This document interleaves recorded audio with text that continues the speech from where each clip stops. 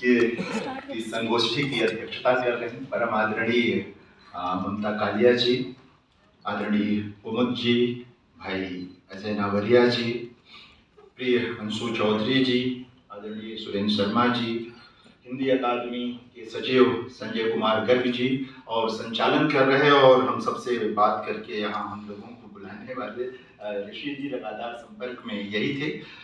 उपस्थित देवियों और सज्जनों, सचमुच ये संगोष्ठी इस अर्थ में महत्वपूर्ण है कि लगभग 70% युवा हैं यहाँ। ये बहुत अच्छी बात है, ये बहुत अच्छी बात है। और जब ऋषि जी बात कर रहे थे तो उन्होंने कहा कि सर और सब बातें हो जाती हैं, थोड़ा कुछ परिवार वगैरह को लेकर के जो प्रेमचंद ने सोचा समझा है कुछ उसकी बात हो जाए तो अच्छा होगा। तो जरूर उस पर भी बात होनी ही चाहिए, क्योंकि प्रासंगिकता के बहुत सारे इलाके होते हैं और प्रासंगिकता का हर बार, अजय बिल्कुल ठीक है, प्रासंगिकता का हर बार यही मतलब नहीं हुआ करता कि वो चीजें कितनी हमारे समय में वैसी ही पड़ी हुई हैं। प्रासंगिकता का मतलब एक निरंतरता में भी होता है, एक निरंतरता भी होती है जहाँ चीजें बदलती चली जाती हैं और हम ये देख पाते हैं कि बदलाव का आरंभ कहाँ हुआ था, किसने पहली आवाज उठाई थी। जैसा वो ठीक कह रहे थे तमाम बिंदुओं को लेकर के कि पहली बार हिंदी में वो चर्चा कर रहे थे। हमें याद रखना चाहिए, देखिए ये दो भारत में बड़े लेखक हैं, रविन्द्रनाथ ठाकुर और प्रेमचंद, जो नवजागरण की बड़ी उपलब्धियां हैं, भारतीय नवजागरण की बड़ी उपलब्धियां हैं। और दोनों के साहित्य को पढ़ते हुए उनका जो चित्त है, जो उनकी चिंता है, वो स्वाधीनता के इर्द गिर्द घूमती है। और वह स्वाधीनता औपनिवेशिक स्वाधीनता भी है और जो सामाजिक सांस्कृतिक तमाम विसंगतियां हैं उनसे स्वाधीनता भी है। प्रेमचंद इन तमाम मुद्दों के साथ, ये सच है कि हिंदी के सबसे उन बड़े लेखकों में से बहुत थोड़े से लेखक हैं जो पारिवारिक मूल्य को बहुत ऊपर रखते हैं, बहुत ऊपर रखते हैं, उसकी विसंगतियों पर भी बात करते हैं, विवाह संस्था को महत्व देते हैं, उसकी विसंगतियों पर भी बात करते हैं। वो पहले लेखक हैं, आज कानून बन गया, लेकिन हिंदी में वो पहले ही व्यक्ति थे जिन्होंने पति की संपत्ति में पत्नी के अधिकार पर निबंध लिखा और गबन नाम के बड़े उपन्यास में सरला रतन के माध्यम से इसे कहा, उपन्यास में भी चरितार्थ किया। वो पहले लेखक हैं जिन्होंने पिता की संपत्ति में पुत्री के अधिकार की बात की। हालांकि आज तक कभी भाई देने को तैयार नहीं है बहनों को बहुत कम समय मामला, लेकिन अब भारत सरकार ने कानून बना दिया है। लेकिन इसको सोचिए कि कोई लेखक आज से 100 साल पहले इन बिंदुओं पर सोच रहा था। प्रेमचंद पहले लेखक थे जिन्होंने कहा कि जिस तरह हम अपने बेटों को विश्वास करके बाहर पढ़ने के लिए भेज देते हैं, हमको अपनी बेटियों को भी भेजना चाहिए। उन्होंने कहा कि स्त्रियां वही शिक्षा हासिल करना चाहती हैं जिनको पुरुष हासिल करके मालिक बना बैठा है। और उनको शब्द नौकरानी के अर्थ में लौंडी शब्द कहते हैं कि उनको समझता है, जो कि लोक में चलता है उस तरह का शब्द नौकरानी समझता है। और ये सारी बातें जो प्रेमचंद कह रहे हैं कि पति की संपत्ति में पत्नी का अधिकार या पिता की संपत्ति में पुत्री का अधिकार, यह पारिवारिक मूल्य है, यह पारिवारिक मूल्य है। और इसके लिए प्रेमचंद कोई शोर नहीं करते। उस समय जो बिल लाए जा रहे थे उन पर हंस में निबंध लिख रहे थे प्रेमचंद, लगातार विधवा विवाह को लेकर, तलाक को लेकर के, प्रेमचंद विवाह के बड़े समर्थक हैं जैसा मैंने अभी कहा।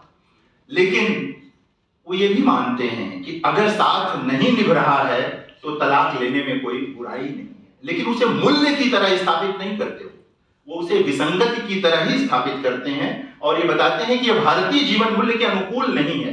लेकिन वो ये जान रहे थे, आज भी हम जानते हैं इस बात को। और प्रेमचंद के समय में तो अनिवार्य रूप से ये था कि विसंगति जो पारिवारिक जीवन में आती थी उसका शिकार स्त्री ही अधिक होती थी। तो एक तरह से स्त्री की मुक्ति का भी मामला था कि अगर वो वहां से निकल जाएगी तो कुछ होगा। लेकिन वो बार बार कहते हैं कि परिवार की संस्था का कोई विकल्प नहीं है। ये उनके निबंधों में भी है, ये उनकी कहानियों में भी है, ये उनके उपन्यासों में भी है। मतलब पारिवारिक जीवन और पारिवारिक मूल्य का जो पूरा मामला है वो मुझे लगता है कि उस पूरे दौर में आपको कोई और नहीं मिलेगा।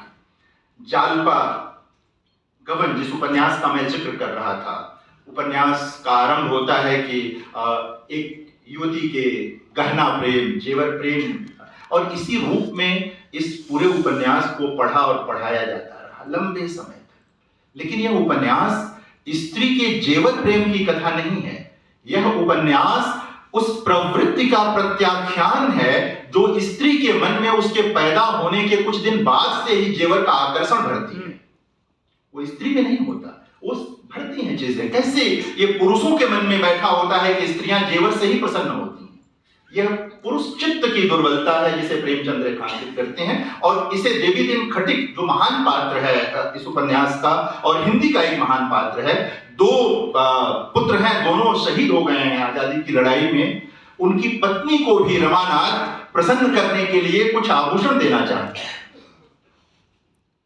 जो उसी क्रम में वो गबन करके भागा हुआ है, लेकिन वहां पर भी वो वही करना चाहते। प्रेमचंद दिखाना चाहते हैं कि यह स्त्री की दुर्बलता नहीं, वह स्त्री जिसके बच्चे शहीद हो गए हैं, वह व्यक्ति जो सब्जी बेचता है और अपना काम कर रहा है आजादी के लिए, वहां ये कैसे करेंगे। तो ये लेकर, और जो जालपा जिसके बारे में उपन्यास का आरंभ होता है और लोग जो सामान्य ढंग से पढ़ते हैं वो उसको भला बुरा सोचने लगते हैं, कैसी स्त्री है वह जालपा। जब उसको पता चलता है, पति को बचाने के लिए निकलती है, जब उसको पता चलता है कि मेरठ षड्यंत्र में पति जो है वो अंग्रेजों के पक्ष में जा रहा है, उनके लिए मुखबिरी कर रहा है, क्रांतिकारियों के विरोध में है, तो वह उसे लताड़ती तो है ही, वो सारे जेवर गहने सब हटा देती है और कहती है इसका कोई मोल नहीं है, कोई चीज नहीं है। और वो एक साथ दो चीजें करती है। देखिए, वो परिवार, गहना प्रेम होता तो कब की चीजें छूट जाती, वो पारिवारिक मूल्य को, पति को ढूंढती है। यह बड़ा जीवन मूल्य है जो भारतीय जीवन मूल्य है।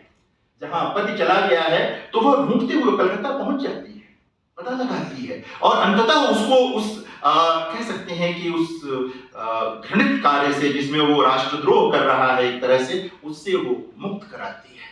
उस पूरे उपन्यास में चाहे सरला रतन का चरित्र हो या जालपा का चरित्र हो, जो पूरा वातावरण है उसमें विसंगतियां हैं, लेकिन है पारिवारिक मूल्य और राष्ट्रीय मूल्य, दोनों चीजें। और प्रेमचंद के वहां आप देखेंगे वो उस कालखंड की विशेषता है कि पारिवारिक मूल्य, सामाजिक मूल्य और राष्ट्रीय मूल्य तीनों एक दूसरे से जुड़े हुए चलते हैं। ये अलग अलग नहीं है कि पारिवारिक मूल्य अलग हो गया और राष्ट्रीय मूल्य अलग हो गया, सामाजिक, तीनों नाभिनालबद्ध हैं, एक साथ तीनों जुड़े हुए हैं। और एक चीज जब उठती है तो दूसरे से जुड़ जाती है। यही बड़े, जो बात आ रही थी, यही बड़े लेखक का मामला होता है। कैसे वो चीजों को संपूर्णता में देखता है, अपने कालखंड को अलग अलग हिस्सों में नहीं देखता, एक रैखिक ढंग से नहीं देखता है, उसकी संश्लिष्टता को समझने की कोशिश करता है।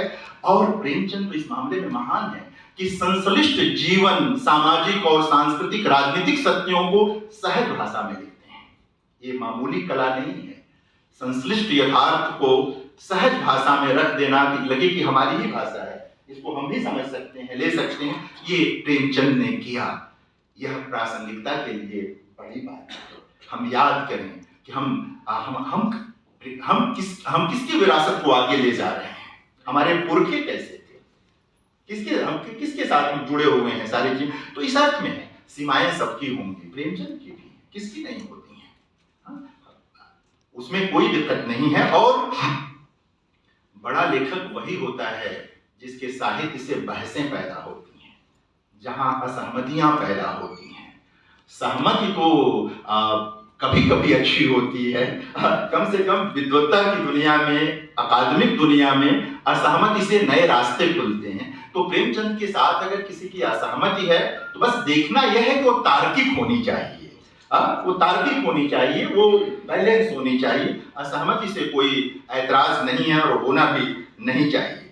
ठीक कह रहे थे। और मैं मानता हूं इस बात को कि प्रेमचंद के वहां जितने स्त्री पात्र हैं उदात्त हैं,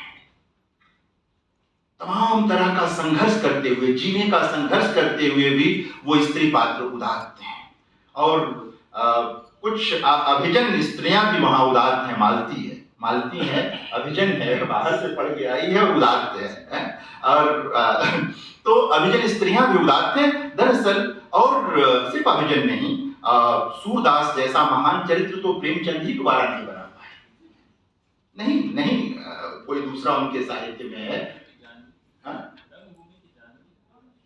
नहीं, मैं तो सूरदास की नहीं कर पाते हैं, ले आते हैं सूरदास को, जो सामाजिक दृष्टि से एकदम पिछले पायदान पर है, शारीरिक रूप से भी जिसको नेत्र नहीं है और जिसको भिक्षाटन करना पड़ता है जीवन, वह आदमी अंग्रेजी और सामंती साम्राज्य के सामने खड़ा हो जाता है और इस तरह खड़ा हो जाता है कि उसकी मृत्यु के बाद भी लोगों को भय है। इतना बड़ा चरित्र बना लेना ये कोई मामूली बात नहीं थी। प्रेमचंद पहले लेखक हैं हिंदी के जो भारत में आ रहे पूंजीवाद को पहचानते हैं। वो रंगभूमि में भी पहचानने की कोशिश करते हैं और महाजनी सभ्यता जैसा लेख लिखकर भी पहचानते हैं। और वो कहते हैं कि ये अंग्रेज चले जाएंगे लेकिन ये पूंजीवाद नहीं जाएगा, ये महाजनी सभ्यता नहीं जाएगी, ये रह जाएगी यहाँ पर। और ये हमारा जो ये वंचित वर्ग है ये इसका शोषण करेगा। ये उनके वहां पर भी उनकी दृष्टि में वे लोग हैं जो पिछले पायदान पर हैं, जो कहीं पीछे छूट गए हैं, रह गए हैं। दलित हैं, स्त्रियां हैं, आदिवासी हैं, किसान हैं, मजदूर हैं, ये सारे लोग वहां पर हैं जो आते हैं। तो इस ढंग से कर्मभूमि जो है, कर्मभूमि में सुखदा और जो उसकी ननद है, दोनों विवाह संस्था पे लंबी बहस करती हैं, लेकिन वहां पर भी अंततः विवाह संस्था को संदिग्ध नहीं करते। उसको उसके पक्ष में रहते हैं, वो सीमाओं पर बात करते हैं। और जाहिर है कि उन पर बात करते करते आज बहुत कुछ बदल गया है, बहुत सारी चीजें बदली हैं। आज स्त्री पुरुष संबंध भी 100 साल पहले जैसे नहीं रह गए हैं। भाई बहन के रिश्ते भी में भी जो दूरी रह जाती थी 100 साल पहले वैसी नहीं रही। ये सब बदलाव है और ये उसी कारण है कि कहीं कोई हमारा पूर्वज था जिसने हमें रास्ता दिखाया कि चीजें कैसे बदलेंगी। स्त्री मात्र देह नहीं है। प्रेमचंद ने इस तरह का विमर्श नहीं दिया, लेकिन ये समझ में आने वाली चीज है उनके वहां।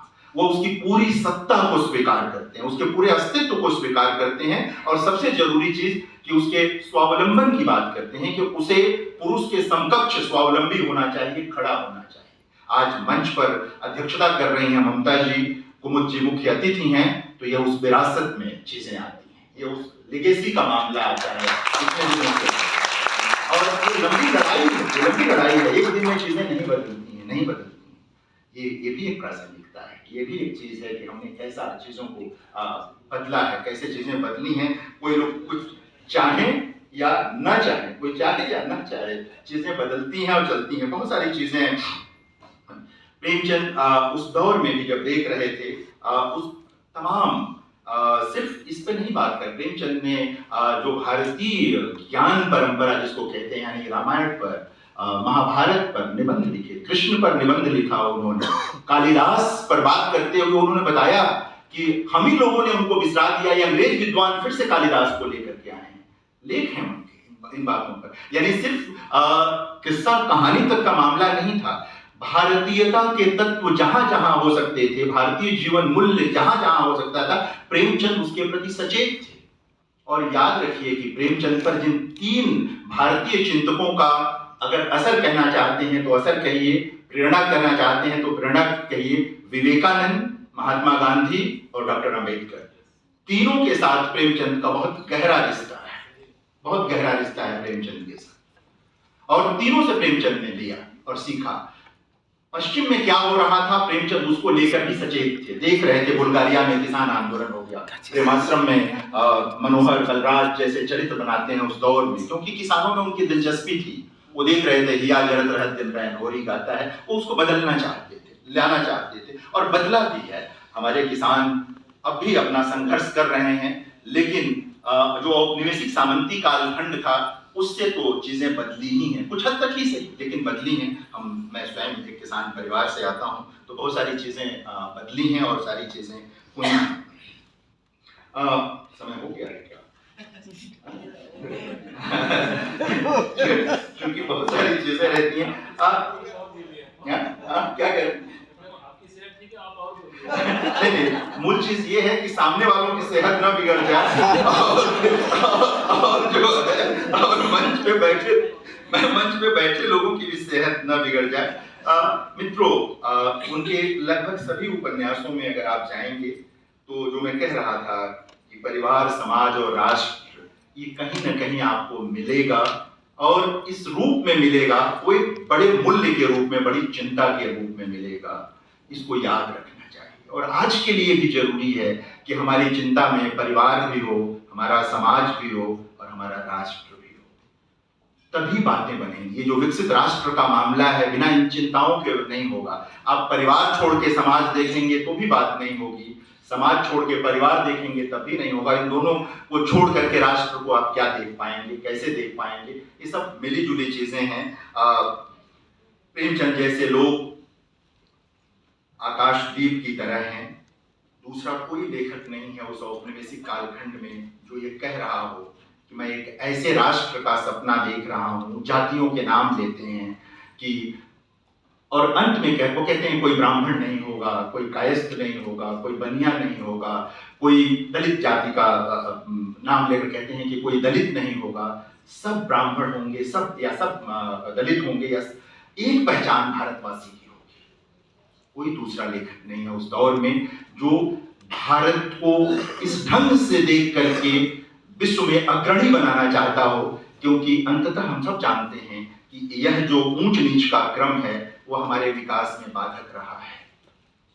यह जो स्त्री पुरुष का भेद है और स्त्री को श्रेणीबद्ध ढंग से नीचे समझने का मामला रहा है, इसने हमारे विकास को बाधित किया है। उनका सर्वोत्तम जो आ सकता था उसका उपयोग नहीं हुआ है। प्रेमचंद पहले लेखक हैं जो कहते हैं कि श्रेणीबद्धता का प्रत्याख्यान होना चाहिए और जिसमें जितनी प्रतिभा है उसका उपयोग होना चाहिए और किसी प्रकार का कोई शोषण समाज में नहीं होना चाहिए। सबको बराबरी का मौका मिलना चाहिए, हक मिलना चाहिए। इसीलिए मैं कह रहा था कि वे आकाशदीप की तरह हैं। भयानक अंधेरे में भी जो जहाज जा रहा है उसको रास्ता दिखा रहे हैं। बहुत बहुत धन्यवाद हिंदी अकादमी के लिए।